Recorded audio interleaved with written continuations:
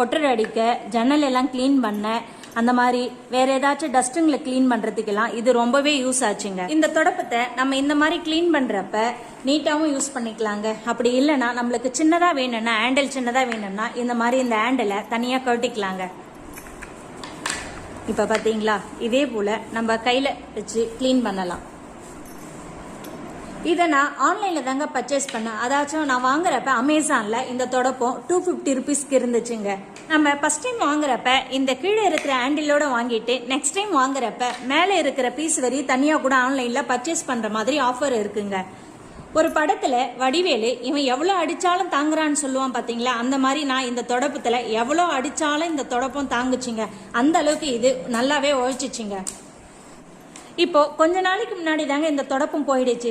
சரி, மேலே இருக்கிற பீஸ் மட்டும் தானே போயிடுச்சு, கீழே இருக்கிற ஹேண்டில் நல்லா தானே இருக்குன்னு சொல்லிட்டு மேலே இருக்கிற பீஸ் மட்டும் வாங்கலான்னு